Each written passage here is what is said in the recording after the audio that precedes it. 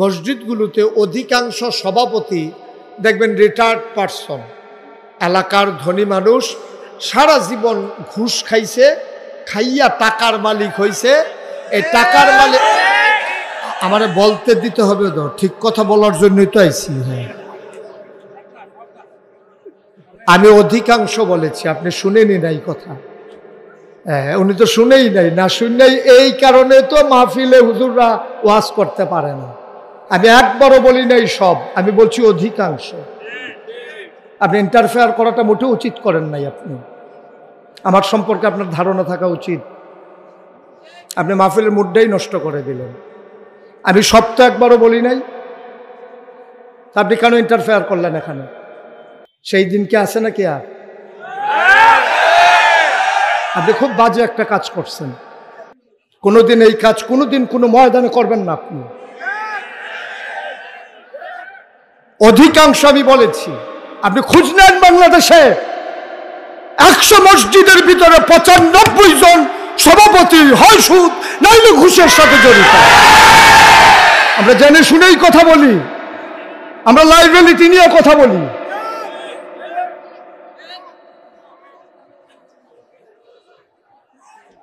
কয়জন ভালো মানুষ বাংলাদেশে আমার জানা আছে?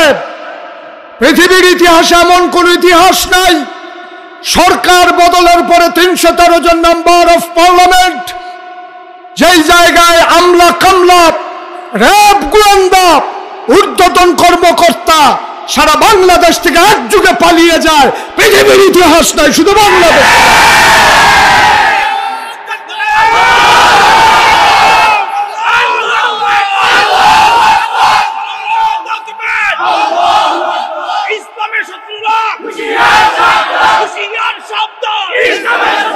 ঠিক আছে, কথা বুঝতে হবে, তারপরে কথা বলতে হবে। মাইক এখন আমার হাতে। একজন আলেমের সাথে কিভাবে কথা বলতে হয় আমরা ওইটা বুঝি নাই বলেই একসাথে সবাই পালানো লাগছে। যদি ডাক শুনতো, কথা শুনতো, তাইলে সবাই একসাথে পালানো লাগে না। আমি মনে করি 101টা কারণ যদি থাকে সরকার পতনের, এর ভিতরে 1 নম্বর কারণ হচ্ছে আলেম ওলামার সাথে বেয়াদবি।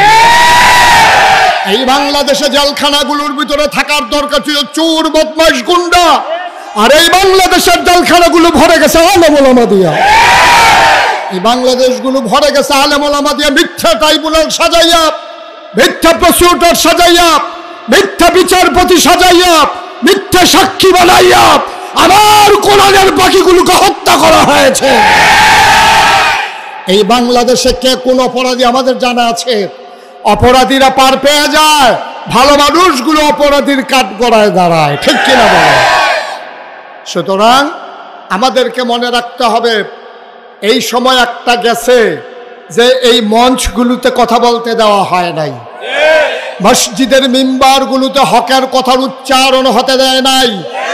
কথায় কথায় মসজিদের ইমামের চাকরি চলে গেছে, খতিবের চাকরি চলে গেছে। সেই দিন একেবারেই গেছে। সেই দিন আঘাত এসেছে, পাল্টা আঘাতের সময় ছিল না। আজকে বাংলাদেশে আঘাত আসবে তো পাল্টা জবাব হবে। প্রতিটা আঘাতের পাই পাই করে হিসাব নেওয়া হবে। এইভাবে আর ছেড়ে দেওয়া হবে না। আমাদের যেমন ওদের যেমন এটা বাবার বাড়ি, আমাদেরও বাবার বাড়ি।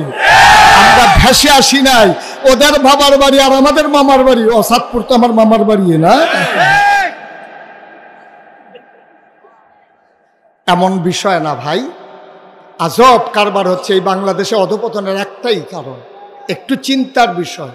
আমার অনেক কষ্ট লাগে মনে হলে যে একটা দেশ থেকে এইভাবে গোটা একটা দল একবারে নিঃশেষ হয়ে যাবে, কথা বলার থাকবে না। কেমন কথা, আজব কথা। এ দেশের জন্য এটা দেশদ্রোহ, এটা ধ্বংস, এটা অধপতন, এটা লক্ষণ বেশি সুবিধার না। ভালো মানুষ আজকে রাজনীতিতে আর আসতে চাইবে না, ঠিক কিনা বলেন? ধ্বংস করে দিচ্ছে, সব শেষ হয়ে গেছে। তো যেই কথাটুকুন বলছিলাম, খুব মনোযোগের সাথে কথা শুনতে হবে, অর্থ বুঝতে হবে। আমার কথার গভীরতা কত এটা নিজে বুঝে হয় বুঝতে চাইবেন, নাহলে চুপ করে থাকবেন। আর আল্লাহ তাবারক ওয়া তাআলা এই দুনিয়ার ভিতরে মানুষ বানানোর পরে মানুষদেরকে এমনিই ছেড়ে দেন না। এই প্যান্ডেলে যারা আছি আমরা সবাই মানুষ। আমরা সবাই কি? জোরে বলতে হবে, সবাই কি? মঞ্চে যারা আছে তারা না বললেও চলবে না? ওনারা দুইজন তো একজনও কইল না। ওনারা কই বইয়া যে রয়েছে এটাই বেশি, ওনারা হুত্তালাউনের কথা না। সবাই কথা বলে, আমরা সবাই কি? এই মানুষ হিসেবে আল্লাহ আমাদেরকে বানানোর পরে আল্লাহ চান সবগুলা বান্দা যেন জান্নাতে চলে যায়। একটা মানুষ জাহান্নামে গেলে আল্লাহর কোনো লাভ নাই, বরঞ্চ লস। কারণ যেদিন আল্লাহ বলেছিলেন ইন্নী জাইলুন ফিল আরদি খলিফা, আমি একটা কওম, আমি একটা সম্প্রদায়, আমি একদল মানুষ বানাতে চাই যাদের পরিচয় হলো তারা আমার খলিফা। সুবহানাল্লাহ বলবেন না? ফেরেশতারা আপত্তি করেছে, বলেছে না, মানুষ বানানোর দরকার, কথা বলা যাবে না। ফেরেশতারা বলছিল মানুষ বানানোর দরকার নাই, কারণ আপনি মানুষ বানাবেন, ওরা মারামারি করবে, কাটাকাটি করবে, ঝগড়া বিবাদ করবে, মানুষ মানুষের উপরে জোর করে জুলুম করবে, বলবে এক কথা করবে আরেক কাজ, বলবে পালাই না 12টার পরে খুঁজা পাওয়া যাবে না, ঠিক কিনা? তো মানুষ বানাবেন এমনই করবে, ওরা মারামারি কাটাকাটি করবে, ওরা বোর্ডের বাক্স লইয়ে উঠটা দিব দৌড়। আছে নাকি নাই? নাই? আরে নাই, আছে। নাই যে বলছি এটার একটা কারণ আছে।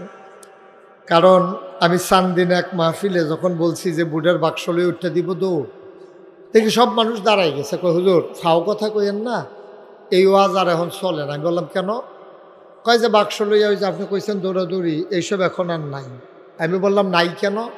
কয় হুজুর বুডের বাক্স লইয়া দৌড় দিব, কিন্তু বুডে দো নাই। 4-5 বছর আগের কথা আর কি। নাউজুবিল্লাহ বলবেন না? জোরে বলবেন না নাউজুবিল্লাহ? আমার আল্লাহ যখন বললেন মানুষ বানাতে চাই, ফেরেশতারা বলল দরকার নাই, তারা রক্ত বহাবে, ঝগড়া করবে, এই দুনিয়ার ভিতরে ফিতনা ফাসাদ তৈরি করবে। আমার আল্লাহ তাবারক ওয়া তাআলা তাদের কথা মানলেন না, বুদ্ধিপূর্ণ যুক্তিপূর্ণ জবাব দিয়ে দিলেন ইন্নী আ'লামু মা লা তা'লামুন,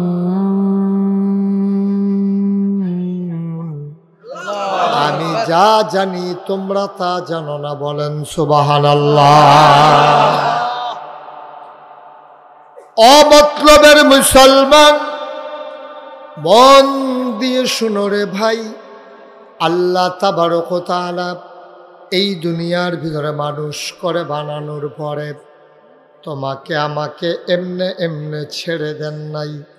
কোন পথে গেলে জান্নাত, কোন পথে গেলে জাহান্নাম, কোন পথে গেলে লাভ আর কোন পথে গেলে লোকসান, কোন পথে ভালো, কোন পথে মন্দ, কোন পথে কল্যাণ, কোন পথে অকল্যাণ, কোন পথে শিরক বেদাত, কোন পথে তাওহীদ রিসালাত, কোন পথে কুফর আর কোন পথে ইসলাম জানানোর জন্য যুগে যুগে আমার আল্লাহ তাবারক ওয়া তাআলা নবী এবং রাসূল পাঠিয়েছেন। বলেন সুবহানাল্লাহ।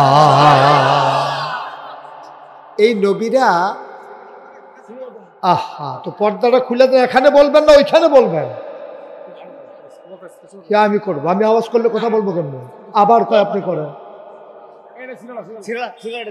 আমি তো ওয়াজ করার জন্যই আসছি, আপনারা আওয়াজ করলে আমি ওয়াজ করবো কেন? একটা শব্দ যেন আশেপাশে না হয়, পিন পতন নিস্তব্ধতার মাঝে কথা হবে ইনশাআল্লাহ। আল্লাহ যেন কবুল করে, সবাই পড়ে না আমিন। আপনার পেছনে যেন দাঁড়িয়ে আছেন, বসেন, আমি ডিস্টার্ব ফিল করতেছি আপনাদের জন্য। পেছনে ভেবে একটা দাঁড়াই থাকলে ওয়াজ করে কেমন? সবাই বসেন, বসেন। সব নেতা একখান হয়ে গেছে, আজব খান। বাতাস করলে একজনে করেন, 50 জনে দাঁড়ান লাগে নাকি? আবার কই করতেছেন আপনি বাতাস? সবাই পড়েন আমিন, আমার গায়ে যেন না লাগে। সবাই পড়েন আলহামদুলিল্লাহ।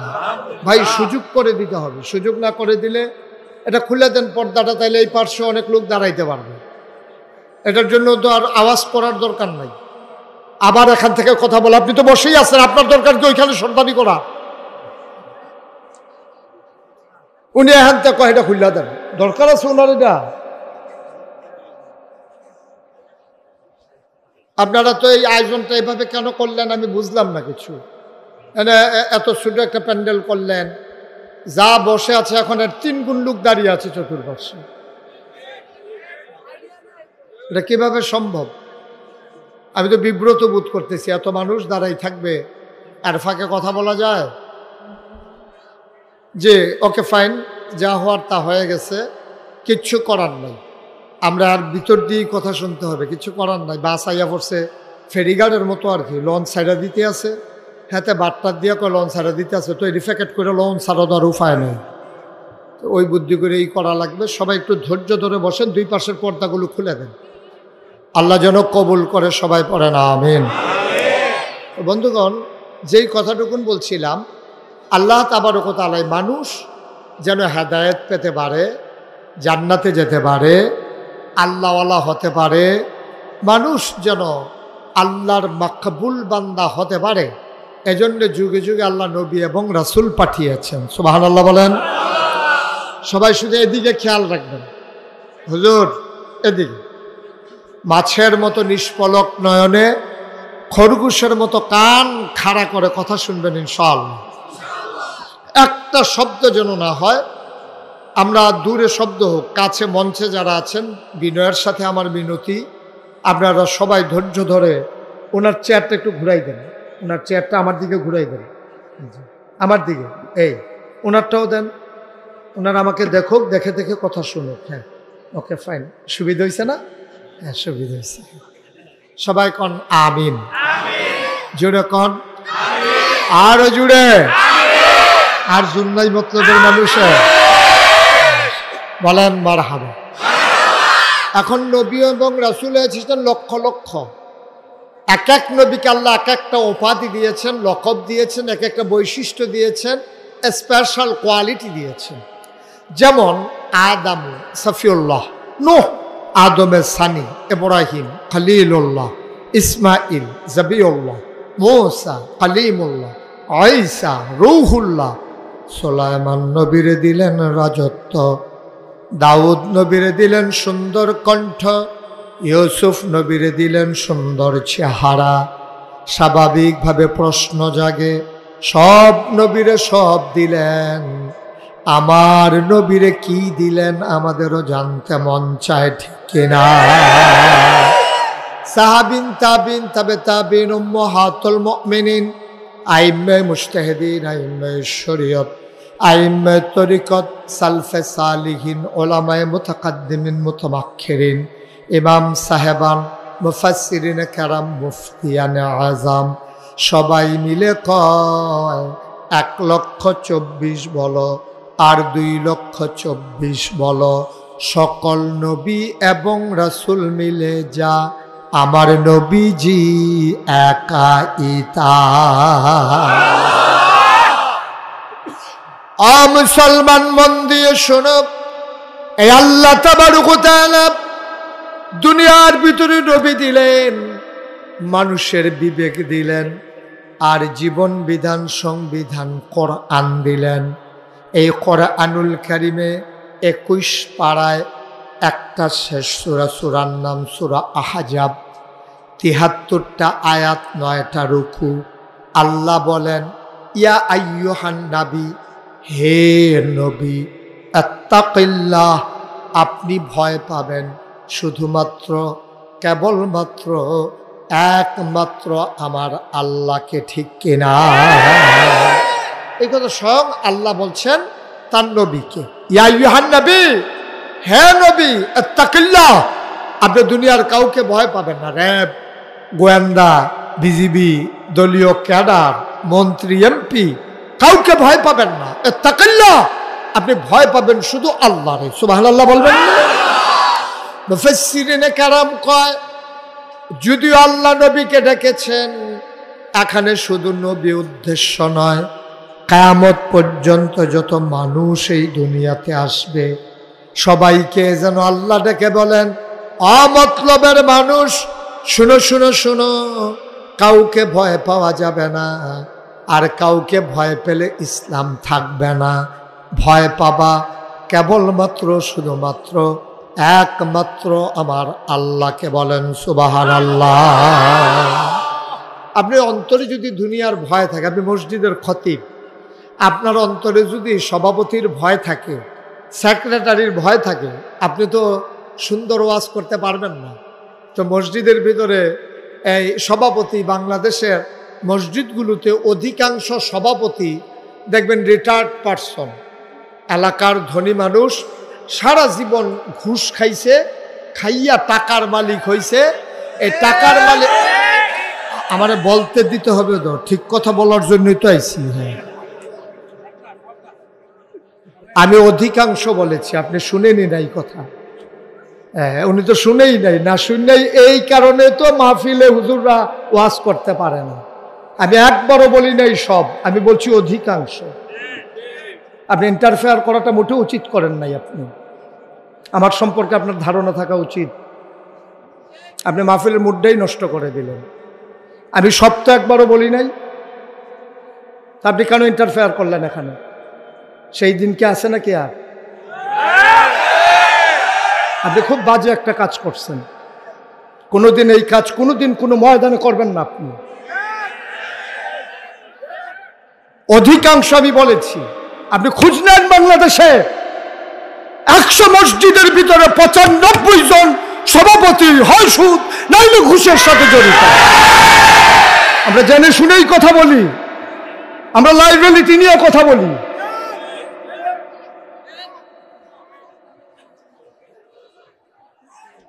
কয়জন ভালো মানুষ বাংলাদেশে আমার জানা আছে?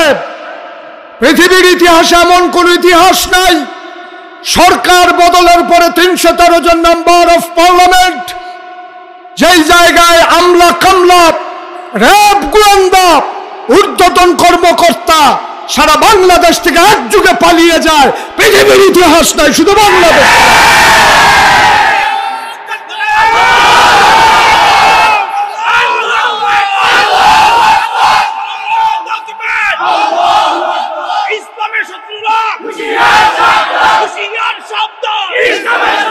ঠিক আছে, কথা বুঝতে হবে, তারপরে কথা বলতে হবে। মাইক এখন আমার হাতে। একজন আলেমের সাথে কিভাবে কথা বলতে হয় আমরা ওইটা বুঝি নাই বলেই একসাথে সবাই পালানো লাগছে। যদি ডাক শুনতো, কথা শুনতো, তাইলে সবাই একসাথে পালানো লাগে না। আমি মনে করি 101টা কারণ যদি থাকে সরকার পতনের, এর ভিতরে 1 নম্বর কারণ হচ্ছে আলেম ওলামার সাথে বেয়াদবি। এই বাংলাদেশে জেলখানাগুলোর ভিতরে থাকার দরকার ছিল চোর, বদমাশ, গুন্ডা, আর এই বাংলাদেশের জেলখানাগুলো ভরে গেছে আলেম ওলামা দিয়া।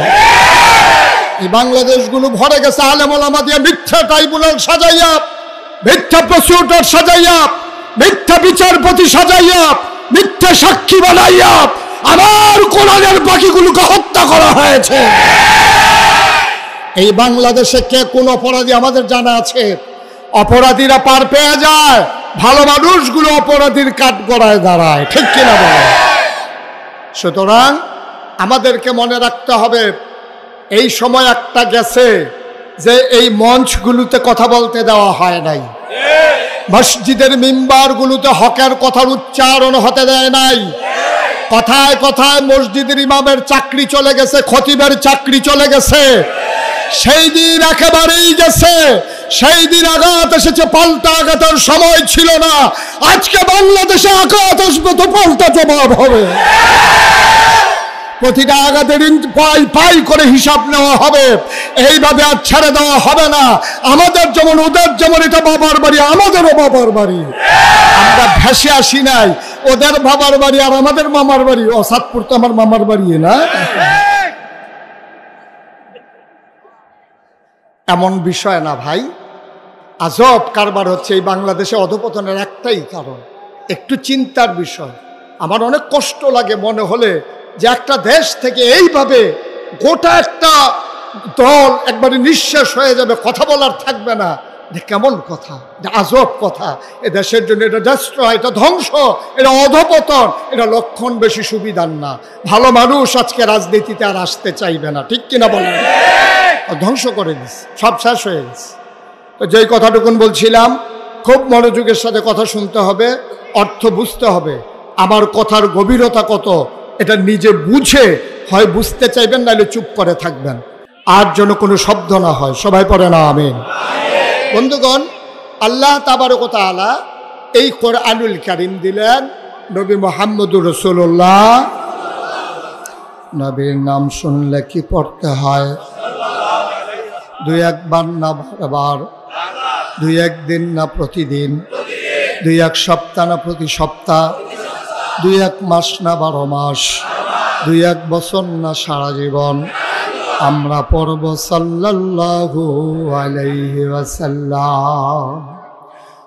মুসলমান, আল্লাহ কোরআনুল কারীমে 30 পারা 114 সূরা কত সুন্দর করে আল্লাহ জানিয়ে দিলেন। আল্লাহ সুন্দর করে বলে দিলেন, ইয়া আইয়ুহান নবী, হে নবী, আত্তাকিল্লাহ, আপনি ভয় পাবেন কেবলমাত্র, শুধুমাত্র, একমাত্র আমার আল্লাহকে, ঠিক কিনা? দুনিয়ার কোনো মন্ত্রী, এমপি, উজির, নাজির, উপদেষ্টা, ওই যে বলছিলাম মসজিদ কমিটির সভাপতিকে ভয় পেয়ে যদি মসজিদের ইমাম কথা কয়, তাইলে আর ইসলাম থাকবে না, ঠিক কিনা বলেন? আমি কথা বলতে গেলে কোরআনে আমার বাবার বিরুদ্ধে চলে যান। আমার বাবা যদি অন্যায়কারী হয়, মনে করেন আমার বাবা যদি বেনামাজি হয়, তা আমি যদি আমার নামাজের কথা বলি, আমার বাবার পক্ষে যাবে না তো? এই জন্য কি আমি নামাজের কথা বলবো না? এটা বলে দেওয়া দরকার। এই এলাকার যারা মসজিদ কমিটির সম্মানিত সদস্যরা আছেন, ইমামকে ডাকাইয়া বলে দেবেন যে হুজুর, আপনি কোনোদিন কারো দিকে তাকাইয়া কথা বলবেন না, শুধু কোরআনের দিকে তাকাইয়া কথা বলবেন। এটা যার বিরুদ্ধে যায় যাক, এতে কিছু আসে যায় না, ঠিক কিনা? এটা যদি হয় তাহলে লাভ হবে জাতি, লাভ কিন্তু ইমাম সাহেব হবে না, লাভ হবে জাতি। ইমাম সাহেব বরঞ্চ কষ্ট করা লাগবে। এখন সভাপতি যখন বলে দিছে কোরআন সুন্নাহ মতো কথা বলবেন, এখন উনি ইচ্ছে করলে মন মতো কথা বলতে পারেন না। এখন কোরআন জেনে জেনে বুঝে বুঝে কোরআন অনুযায়ী কথা বলা লাগবে, এতে করে কষ্ট করা লাগবে। উনি জাতি বেঁচে যাবে, কোরআনের মৌলিক কথাগুলো, ফান্ডামেন্টাল ডিসিশনগুলো জাতি জেনে যাবে, তারা বুঝে ফেলবে এই কোরআনের ভিতরে কি আছে, ঠিক কিনা বলেন? দেখেন, আল্লাহ তাবারক ওয়া তাআলা নবীজিকে কেন এই কথা বললেন যে ইয়া আইয়ুহান নবী আত্তাকিল্লাহ, আপনি ভয় পাবেন আল্লাহকে? কেন বললেন? নবী কি আল্লাহকে ভয় পেতেন না? নবী কি আবু জেহেলকে ভয় পেতেন? আবু লাহাবকে ভয় পেতেন? তারপরও আল্লাহ কেন বলতেছেন হে নবী আপনি ভয় পাবেন আল্লাহকে? এটা বলার উদ্দেশ্য কি? বলার উদ্দেশ্য হচ্ছে, আপনি যেই পথে দায়িত্ব পালন শুরু করেছেন, এই পথ কুসুমাস্তীর্ণ নয়, এই পথ ফুল বিছানো নয়, এ পথ কণ্টকাকীর্ণ, এ পথ কাটা বেছানো। এ পথে চলতে গেলে মখমলের এই বিছানা থাকবে না, লাল গালিচা থাকবে না, এই পথে ফুল বিছানো থাকবে না, এই পথে থাকবে কাঁটা, এই পথে থাকবে ঝড় ঝঞ্ঝা। এই পথে চলতে গেলে মামলা হবে, হামলা হবে, জেল জুলুম নির্যাতন হবে, প্রয়োজনে জীবন দেওয়া যাবে, ইমান দেওয়া যাবে না, ঠিক কিনা? এই জন্য আল্লাহ তার নবীকে রেডি করছেন। নবীকে বলছেন যে কুল, হে রাসূল আপনি বলুন, ইন্না সালাতি ওয়া নুসুকি ওয়া মাহইয়ায়া ওয়া মামাতি লিল্লাহি রাব্বিল আলামিন।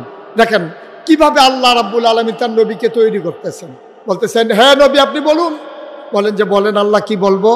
বলেন ইন্না সালাতি, আমার নামাজ, ওয়া নুসুকি, আমার কোরবানি, ওয়া মাহইয়ায়া, আমার জীবন, ওয়া মামাতি, আমার মরণ, লিল্লাহি রাব্বিল আলামিন, কেবলমাত্র, শুধুমাত্র, একমাত্র আল্লাহ রাব্বুল আলামিনের জন্য, ঠিক কিনা কম?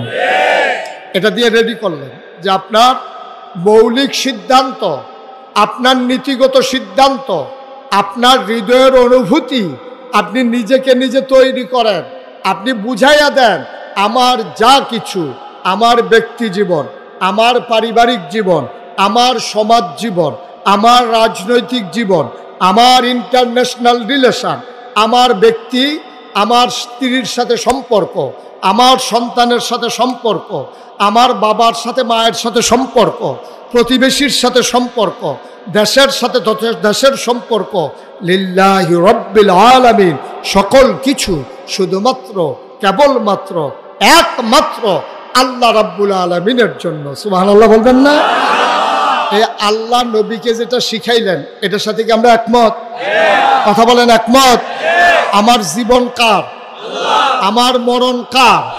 সূরা তাওবার 111 নম্বর আয়াতে আল্লাহ আরো সুন্দর করে বলে দিলেন, ইন্নাল্লাহা ইশতারা মিনাল মুমিনিনা আনফুসাহুম ওয়া আমওয়ালাহুম বিআন্না লাহুমুল জান্নাহ। ও মতলবের মানুষ, শুনো শুনো শুনো, ইন্নাল্লাহা, নিশ্চয়ই আল্লাহ, ইশতারা, ক্রয় করে নিয়েছেন, কিনে নিয়েছেন, মিনাল মুমিনিনা, মুমিনদের কাছ থেকে, আনফুসাহুম ওয়া আমওয়ালাহুম, তোমাদের জান এবং তোমাদের মাল, বিআন্না লাহুমুল জান্নাহ, আর এর বিনিময়ে যা দিয়ে তোমাদের কাছ থেকে জানমাল কিনেছে তার নাম হলো জান্নাত। সুবহানাল্লাহ বলবেন? তাহলে এই জান কার? কথা বলেন, এই জান কার? এই মাল কার? এখন আমাদের কাছে আছে, বলতেছি আল্লাহর, হইল কেমনে? আল্লাহ বলছেন জান আর মাল যদিও তোমরা বিক্রি করছো, আমি আবার তোমাদের কাছে আমানত রেখেছি। এই জান তোমাদের কাছে আমানত, এই মাল তোমাদের কাছে আমানত।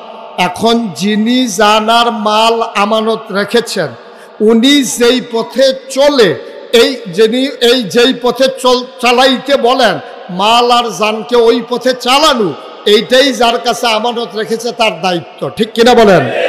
আমি যদি আমার এই খাতাটা ওনাকে দিই, ওনার কাছে দেওয়ার পর আমি যদি বলি যে আপনি প্রতিটা পৃষ্ঠা আলাদা আলাদা করেন, তা আপনি হয়তো বলবেন, দেখছো হুজুর ওনারে খাতাটা দিছে আর উনি পুরাটা খাতা ছিঁড়ে ফেলতেছে। যেহেতু আমি ওনার কাছে রেখেছি, উনি আমানতদার, আর আমি ওনার কাছে আমানত রেখেছি, আমি বলেছি টুকরা করেন, উনি আমানতদার হিসেবে এইটাই দায়িত্ব। আল্লাহ বলেছেন জান আমার, মান আলা আমার, তুমি হচ্ছ আমানতদার, সুতরাং আমি আল্লাহর হুকুম হচ্ছে তোমার জান ব্যবহার হবে আল্লাহর পথে, মাল ব্যবহার হবে আল্লাহর পথে, তোমার প্রতিটি স্লোগান হবে শুধু আল্লাহর জন্য। ঠিক কিনা বলো? তোমার কোনো মানুষের চাওয়া পাওয়ার হিসাব মিলানোর জন্য তোমার কোনো স্লোগান হতে পারে না। তোমার একটা টাকাও আল্লাহর বিরুদ্ধে যায়, ইসলামের বিরুদ্ধে যায়, মসজিদের বিরুদ্ধে যায়, মাদ্রাসার বিরুদ্ধে যায়, আলেম ওলামার বিরুদ্ধে যায়, একটা টাকাও সেই পথে খরচ করার মুসলমানের জন্য হারাম, হারাম, হারাম। ঠিক কিনা বলো? আপনি মুসলমান, আপনার অর্থ সম্পদ ইসলামের বিরুদ্ধে, আলেমের বিরুদ্ধে, মসজিদ মাদ্রাসার বিরুদ্ধে খরচ করতে আপনি পারেন? কথা কানা পারেন? আপনি খরচ করতে হবে শুধু আল্লাহর জন্য, যেহেতু সব আপনি আল্লাহর কাছ থেকে আমানত। এই জন্য আল্লাহ বলছেন, হে নবী, আপনি কি ঠিক করে নিয়েছেন? বললো যে হ্যাঁ। তাইলে এবার ইত্তাকিল্লাহ, আপনি ভয় পাবেন আল্লাহরে। কারণ আবু জেহেল, আবু লাহাব, উতবা, সাইবা টিটকারি মাসবে, মস্কারা করবে, পাগল বলবে, জিনে ধরবে বলবে। আপনি যদি অস্থির হয়ে যান, আপনি যদি তাদের ভয়ে ভীত সন্ত্রস্ত হয়ে যান, তাহলে এই জমিনেতে আল্লাহর দিন থাকবে না। এজন্য আপনাকে কথা বলেই যেতে হবে, পক্ষে যাক আর বিপক্ষে যাক। আমি মুশতাক ফয়েজি, খুব খেয়াল করে শোনেন, নাগাইশের পীর সাহেব, আমি মুশতাক ফয়েজি। এখন যদি শুধু জিকির করি, সবগুলা মানুষ আপনারা অস্থির হয়ে যাবেন যে মাশাআল্লাহ হুজুরের জিকির কত সুন্দর, মনে হয় বাতাস জিকির করে, মনে হয় গাছে জিকির করে। ওই বিদেশি সন্তানের মায়েরা আমার জন্য আতর পাঠাবে, বিদেশি বাবারা আমার জন্য দেশি মুরগার ডিম সিদ্ধ করে নিয়ে আসবে, কার ঘরে সকালে দাওয়াত খাবো সিরিয়াল পরে যাবে। আমি যদি কলমা শরীফের জিকির করি, সবাই মিলে খুশি, আমার প্রশংসায় পঞ্চমুখ। অথচ ১৫০০ বছর আগে নবী যখন সবাইকে ডেকে বললেন কৌলু লা ইলাহা ইল্লাল্লাহ, তোমরা সবাই পড়ো লা ইলাহা ইল্লাল্লাহ, বলার সাথে সাথে কাফেরেরা খুশি না বেজার? তো মুশতাক ফয়েজি জিকির করলে হাদিয়া পাওয়া যায়, মাছের মাথাটা, গরুর কলজাড়া, বিদেশি ফুতের টেহারা, প্রথম লাউডা, টাহি মাছ দিয়া, ভাপা ফিডা দিয়া, যা মন চায় কম্বলরা, হাদিয়ার অভাব নাই, টাকার অভাব নাই, সম্মানের অভাব নাই, দল মত নির্বিশেষে কই উনি একজন ভালো মানুষ। তাইলে নবীজি লা ইলাহা ইল্লাল্লাহ কইলে সবাই রাগ হয়, মুশতাক ফৈজি লা ইলাহা ইল্লাল্লাহ কইলে তো সবাই খুশি হয়। তাইলে বুঝতে হবে কুসকুস কালা হয়। তবে রেজাল্ট আছে সুবিধা মতো। নবীজি বিচার দিলেন কার দরবারে? কিসের বিচার দিছিলেন? ওই পাথর যে মারছিল, মনে আছে তো নাকি? হ্যাঁ, ঠিক আছে, ফাইন, সচেতন শ্রোতা।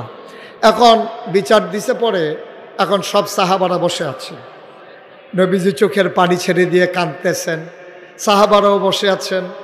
আল্লাহর নবীর মনটা খুব খারাপ, সাহাবারাদেরও মন খারাপ, আলাপ সালাপ করতেছে। হঠাৎ করে নবীজি বললেন ওয়ালাইকুম আসসালাম রাহমাতুল্লাহ। সবাই অবাক বিস্ময়ে, তাকে কেউ তো সালাম দেয় নাই। নবীজি কেন বললেন ওয়ালাইকুম আসসালাম রাহমাতুল্লাহ, কেন বললেন?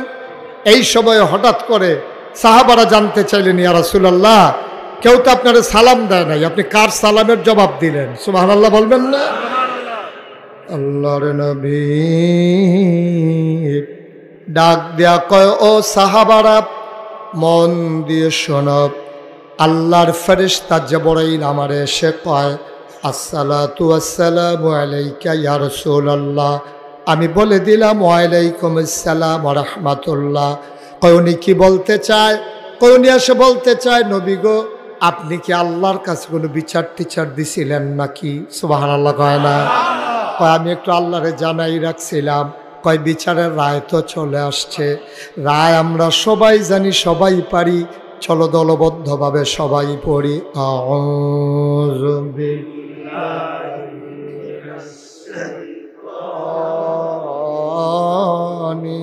রাজিম, বিসমিল্লাহ।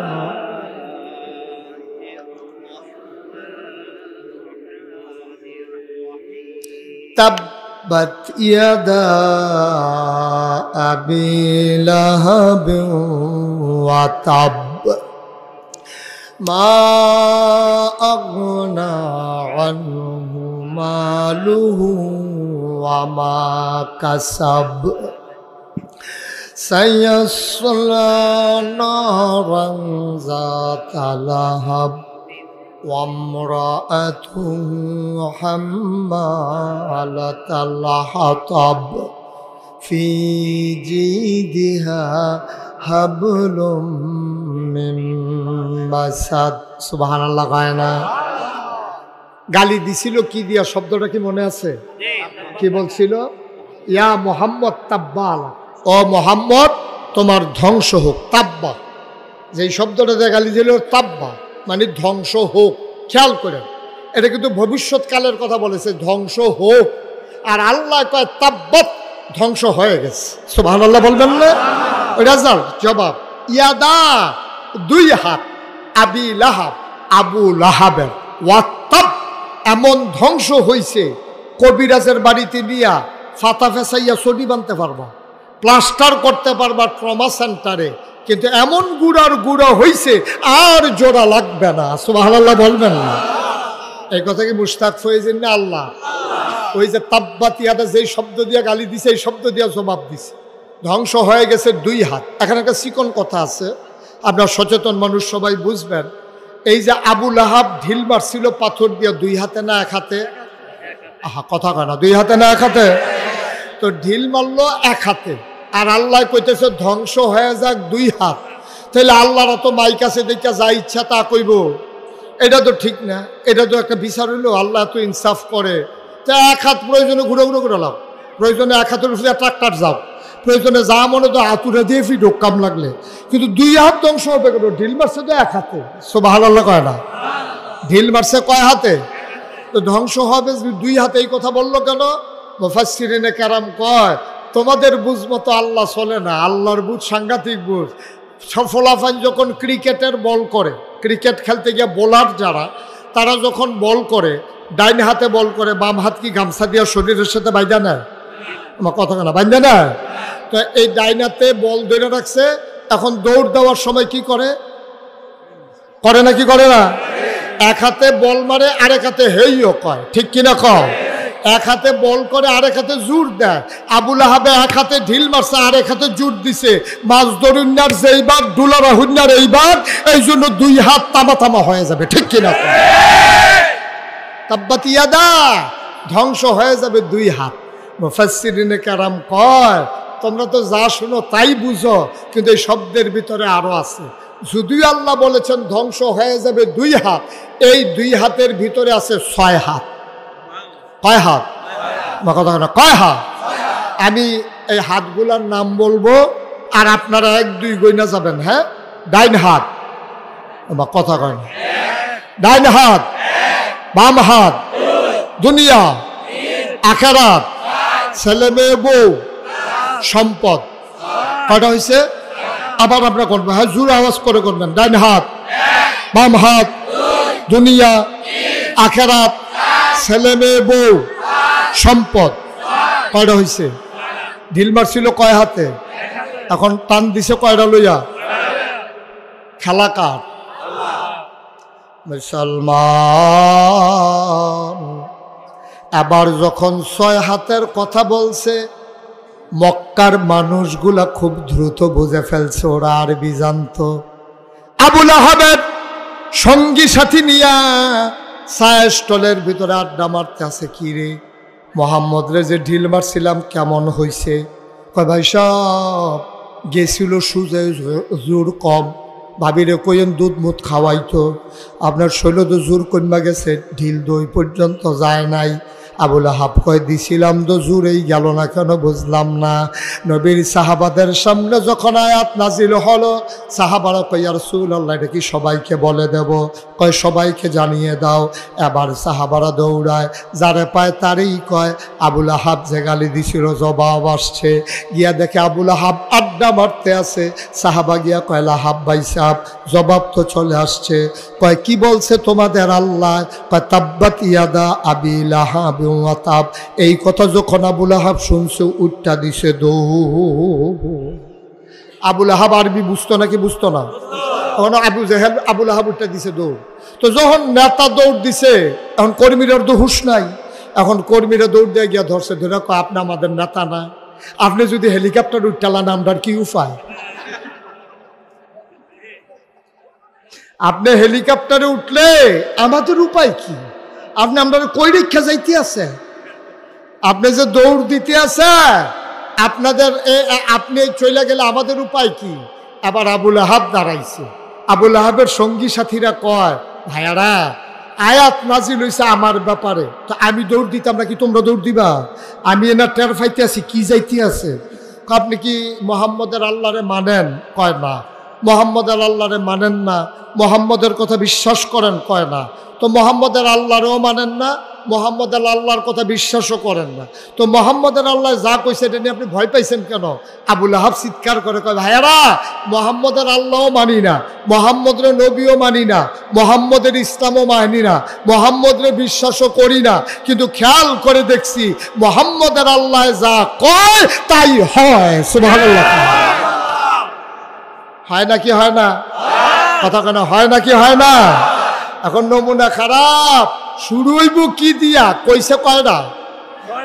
কথা কেন কয়টা? এখন আবু লাহাব শুধু টেনশন করতেছে, শুরু জানি হয় কি দিয়া? আল্লাহ কই শুরু করাম তোর বউ এড়ে দিয়া। ঘরে ঘরে যখন আগুন লাগাইতাম টের পাইবা সংসার কি জিনিস। শুরু করাম তোমার বউ এড়ে দিয়া। আবু লাহাবের বউটা ছিল জঘন্য, নগণ্য না জঘন্য? সাংঘাতিক খারাপ মহিলা ছিল। এরকম খারাপ মহিলা বাংলাদেশে আছে নাকি নাই? নাই, ছিল। আছে, ছিল, আছে। আপনারা মতলব ওয়াজ করে কোনো মজা পাইলাম না। দাউদ কান্দি ওয়াজ করে মজা। আমি যখন কইছি এরকম খারাপ মানুষ আছে নাকি নাই, এক বুড়া বেড়া ফাল দিয়া কয় হুজুর আমরা ঘরে আছে। তোমার এটা কইতে কইছি হেন ঘরের কথা হেন, তুমি ঘরের কথা বার করছো কেউ তা কহিল আর বাসাম কয় বছর, তাই আমার আংরা বানাই লইছে তাই। আর সকলবেলা কইয়া দিয়া মইরাছে গিয়ে ডাক বালা। এরকম অসভ্য আছে নাকি নাই? আছে না ছিল? হ্যাঁ ঠিক আছে। মার হাবা কয় না রে, জোরে কয় না মার হাবা। আবার আবুল আহাবের বউটা ছিল খুব খারাপ মহিলা। এই যে উনি উঠছে কেন? বসান, উঠেন না, একটু আর সামান্য একটু, সময় তো শেষ, আর সামান্য একটু বসেন, শেষ করে দিচ্ছি ইনশাআল্লাহ। মাহফিলে উঠার দুইটা সিস্টেম আছে।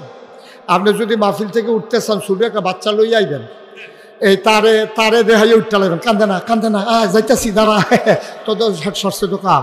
আর এই মোবাইলটারে ধরে এমনভাবে একটা ভাব করবেন জরুরি ফোন আইছে বিদেশি। এই দুটাই ফাও, এই দুইটাই ফাও।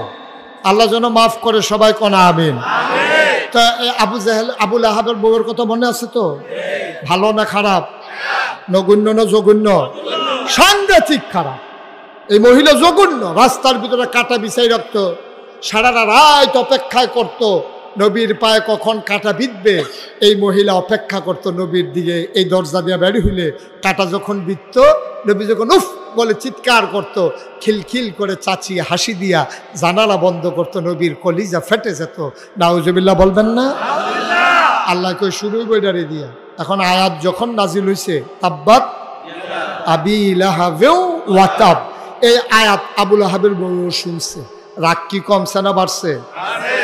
আল্লাহর দর খুঁজা ফাটা মোহাম্মদ নবীজির তো পাওয়া যায়। এই লোক, এই মহিলা করছে কি, এক দাও লইয়া রাস্তা দিয়ে ঘুরতে আছে, আর যারে পায় তার এই জায়গায় মোহাম্মদরে দেখছো, কই দেখছি এই রাস্তাত, এই রাস্তাত গিয়ে জায়গায় মোহাম্মদরে দেখছো, কই দেখছি এই রাস্তাত। এখন এই মহিলা ঘুরতে ঘুরতে খুব টায়ার্ড হয়ে গেছে। এর ভিতরে হঠাৎ করে দেখে যে এই আবু বকর আর নবীজি রাস্তা দিয়ে হাঁটতেছে। এমন সময় আবু বকর দেখছে যে আবুল আহাবের স্ত্রী দাও নিয়ে আসতেছে। আবু বকর চিৎকার করে কই, ইয়া রাসূলুল্লাহ সর্বনাশ, আবুল আহাবের বৌদা আসতেছে দাও নিয়া, আপনারে পাইলে তো দুই টুকরা করে ফেলবে। নবীজি মুসকে হাসি দিয়া কয়, আবু বকর তোমারে দেখবে, আবুল আহাবের স্ত্রী আমারে দেখবে না। সুবহানাল্লাহ বলবেন না? খেলা কার? ঠিক ঠিক আয়েশা নবীজি আর আবু বকরের সামনে দাঁড়াইয়া আবুল আহাবের স্ত্রী আবু বকরকে জিজ্ঞেস করে, এই তোমার লগেরটা কো, লগেরটা কো? নবীজি মুসকি মুসকি হাসে, পাশে দাঁড়ানো, আইয়া জিজ্ঞাসা তোমার লগেরটা কো? আবু বকর মনে মনে কয়, দেখে না, লগে দিয়ে তো দাঁড়িয়ে দিচ্ছে। সুবহানাল্লাহ বলবেন না? চলে গেছে। পরে আবার এই মহিলার রাগ তো সারাটা দিন মোহাম্মদরে খুঁজছে, নবীজিরে তালাশ করছে, পায় নাই। মহিলা সাংঘাতিক রাগ হইয়া সন্ধ্যার সময় জঙ্গলে চলে গেছে, লম্বা এক রশি নিয়া গাছের কাটা কাটার জন্য, যে নবীর রাস্তা আবার বেছাবে। আজকে চলে গেছে একবারে গভীর জঙ্গলে, বড় বড় লম্বা লম্বা সোজা সোজা কাটা কাইটা সবগুলোর একটা বস্তা বাঁধছে, রশি দিয়া বান দিছে। আমাদের দেশে রশির একটা বান আছে, এটারে কয় হরখা গিট্টু। আপনাদের দিকে কি কয়? উমা তো আমি তো চিন্তা করে কথা কই, গিট্টাম আপনারা আমরা দিয়ে রেখে দিই। এতক্ষণ ধরে ফাও চিন্তা করতে আছি, বুঝে না, না বুঝে কি গিট্টু? হরকা গিট্টু। এখন একটু পার্থক্য আছে, গিট্টু গিট্টা, উনি এটা মনে করে দিছে গিট্টা। আচ্ছা কোন টু আর টা এক মিলে কাছাকাছি। তো হরকা গিট্টু দিয়া এখন কাটাগুলারে যখন মাথায় উঠাবে, জঙ্গলের ভিতরে তো কোনো মানুষ নাই। এখন মহিলা যখন বোঝা উঠাইতে গেছে, খুব খেয়াল করেন সিগন কোথায় এসে পড়ছি আমরা, মাহফিলের শেষের দিকে এসে পড়ছি। এখন যখন বোঝা উঠাইতে গেছে, দেখে ওজন বেশি হয়ে গেছে, উঠাইতে পারে না। আচ্ছা মতলবের মানুষ, সচেতন মানুষ, আপনারা বলেন তো, যখন আমরা দেখব যে কোনো মানুষ নাই ধরে উঠাই দেওয়ার মতো, বোঝাটা ভারী হয়ে গেছে, আমরা হইলে কি করতাম? একটু কমাই নিতাম। Thank you. আমরা কি করতাম? কমাইতো না তো, ইয়া বেশি তো। কি বেশি? আহা না, এটা করার দরকার নাই, ইয়া বেশি। এই মহিলার তো ইয়া বেশি, কমাইতো না। শয়তানে আইয়া বুদ্ধি দিছে কমানোর দরকার নাই, এরকম কাটা আর ফাও না, না ফাও দরকার আছে, এটা নেওয়ার দরকার আছে। এবার আসেন আসল কথা। এই যে এটা একটা পানির বোতল, এইটা মনে করেন এটা একটা পাথর। খেয়াল করেন সবাই, দেখা যাচ্ছে এখানে এই পানির বোতলটা একটা পাথর, এই চায়ের কাপটা একটা পাথর, মাঝে একটু ফাঁকা জায়গা আছে নাকি নাই? আবুল আহাবের স্ত্রী মাঝের ফাঁকা জায়গায় দাঁড়াইছে, দাঁড়াই ওসা পাহাড়টার উপরে লাকড়ির বোঝাটা, কাটার বোঝাটা উঠাইছে। মহিলার চিন্তা হইল, মাথাটা নোয়াইয়া কোনো মতে যদি মাথায় নিতে পারি, ধৈর্য দাঁড়াইতে পারলে বাড়িতে চলে যেতে পারবো, কোনো টেনশন নেই। খেলা তো আল্লাহ। এখন সামনের পাথরে উঠাইছে বোঝা, মাঝের জায়গায় দাঁড়াইছে আবুল আহাবের স্ত্রী, পিছনে আরেকটা কি, এই তো মাশাআল্লাহ ফাইন।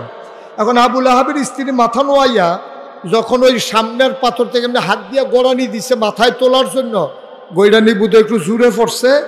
এই গৈরানির জুড়ের ঠেলায় মাথায় না পড়া ওই পাথর চলে গেছে, ওই বোঝা চলে গেছে পিছনের পাথরের পিছন দিয়া। আর কোন ফেরেস্তায় বুধ হরখার যে গুলডা, এই হরকা দিলে একটা গিট্টু বার হয় নাকি বার হয় না, এই গুলটা বুধহয় ফেরেস্তায় ধরে রাখছে, এই গুল লাগছে গোলাপ। এখন বোঝা পড়ছে পাথরের এই পার্শ্বে, গুলডা রাইগা লইছে গোলাপ, সামনের পাথরে ফাও আটকাই গেছে, পেছনের পাথরে কমর আটকাই গেছে, এমনি রয়েছে। দুই তিনটা আওয়াজ কইরা তাই নাই, দুই তিনটা আওয়াজ করছে। যখন বোঝাটা গলার ভিতরে গিয়ে রশিটা আটকাইছে, ফাঁসি হয়ে গেছে না, এখন উল্টায় না তো সামনের পাথরের জন্য, শুয়ে যায় না পেছনের পাথরের জন্য, দুই তিনটা আওয়াজ কইরা তাই। খেলা কার? কথা কেনা খেলা কার? কি খেলা? আল্লাহর। আল্লাহর খেলা দেখছেন? নবী জাগে নাই, নবীর কোনো সাহাবা যায় নাই। সেই জায়গায় যদি কোনো মুসলমান থাকতো তাহলে মুসলমানকে ওরা কচু কাটা করতো। আল্লাহ বলছে তোমাদেরকে দোষী করাবো না, আমার ফয়সালা আমি নিয়ে নেব, আমার খেলা আমি খেলে দেব, তোমাদের চিন্তার দরকার নাই। চিৎকার দিয়ে যখন দেখছে যে নাই, সন্ধ্যার পরে আবুল আহাব যখন ঘরে গেছে, ঘরে গিয়ে দেখে স্ত্রী নাই, ঘরে গিয়ে দেখে কি নাই, ঘরে গিয়ে দেখে বউ নাই, স্ত্রী নাই, পড়ে গেছে পেরেশানিতে। যারে পায় তারই জিগায়, ভাই তোরা ভাবিরে দেখছ? কয় না।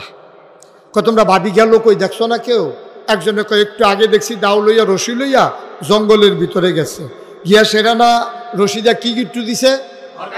এই এলাকায় ওয়াজ করে সুবিধা হইল আপনারা হরখা গিট্টু চিন্না লাইছেন, আমি কক্সবাজার মাহফিলও গিয়া কইছি হরখা গিট্টু ছাইয়া রইছে। আমি কই ভাই এমনে দিয়া সেরা, এমনে যে উল্টাইয়া দেয় একটু যে গুলের মতো বারো হেইডা আর কি, এ চাইয়েই রয়েছে, বুঝাইতে পারতাছি না। ফাঁসের সভাপতি হইল ফাজেল মাদ্রাসার প্রিন্সিপাল, ওনারে কইলাম ভাই ভাই এই হরখা গিট্টুটা কারে কয়, আমি তো বুঝাইতাম পারতাছি না, আমার কথা তো তারা বুঝে না, আপনি একটু তারারে বুঝাইয়া কন। এবার আমার দিকে হাসি দিয়া চাইয়া কয় আমি বুঝলে না, তারারে বুঝাইতে। আমি কি বুঝছি কিচ্ছু? আপনি কিতা কতক্ষণ সময় আগের থেকে হরকা হরকা করতে আসেন, আমি এই হরকাটা এই কইতাম পারাম জিনিসটা কিতা বুঝছি না হন।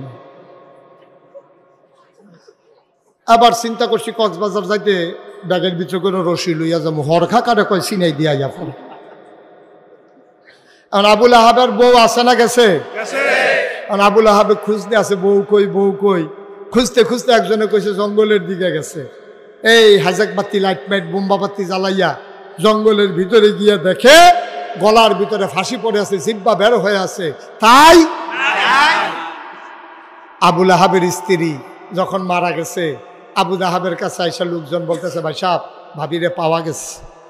কয় কই পাইছ? কয় জঙ্গলের ভিতরে লাকড়ির ফাঁসি লেগে মারা গেছে। আবুল আহাবে চিল্লান দেয়া কয় লাকড়ি টাকড়ি কিচ্ছু না রে, তাব্বাত ইয়াদা, তাব্বাত খেলা হইল আল্লাহ। এই লাকড়ি টাকড়ি এটি ফাও, এটি কিচ্ছু না, এটা কোনো বিষয় না, বিষয় হইল খেলা কার? আল্লাহ তো একটা না একটা উপলক্ষ লইয়া করা লাগবে, তো আল্লাহ একটা না একটা উপলক্ষ লইয়াই কারবার ঘটায়। মতলবের মুসলমান মনে রাখো, সব জিনিস নিয়ে তামাশা চলে না। ওলামায়ে কেরাম হলো নবীর ওয়ারিস, ওলামায়ের সাথে চোখ উল্টাবা তো তোমার দুনিয়া উল্টে যাবে, ঠিক কিনা বলো? যুদ্ধের ভিতরে একদল বাহিনী হেরে গেছে, যুদ্ধের ভিতরে হাইরা গেছে, তো রাজমশাই সেনাপতিরে ডাকাইছে, এদিকে আসো, আমরা হারলাম কেন? আমার কি সৈন্য কম আছে? আমার কি র্যাব গোয়েন্দা কম আছে? আমার পুলিশ কম আছে? আমার দলীয় ক্যাডাররা নাই? ওরা থাকতে আমি হারলাম কেমনে?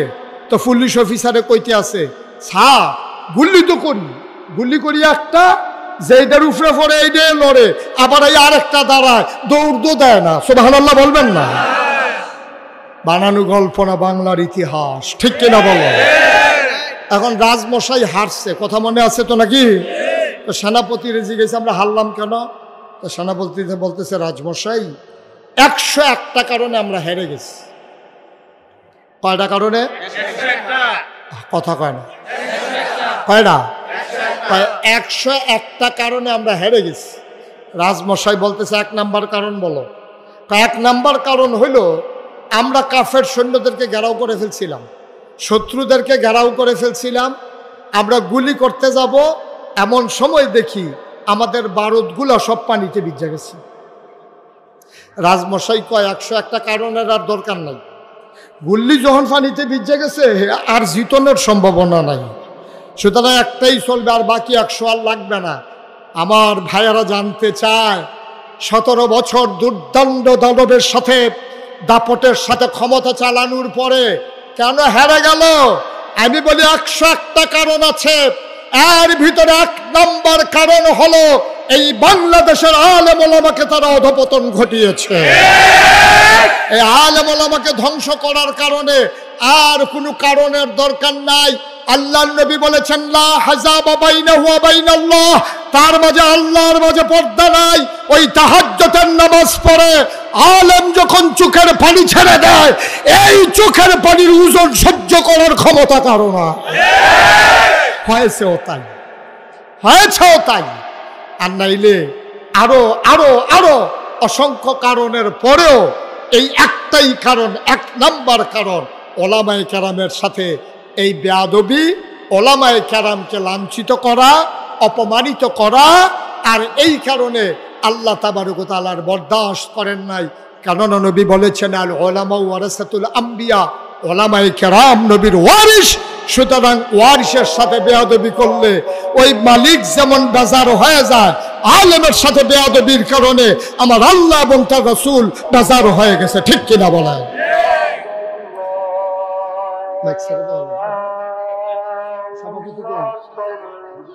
হুজুর কই?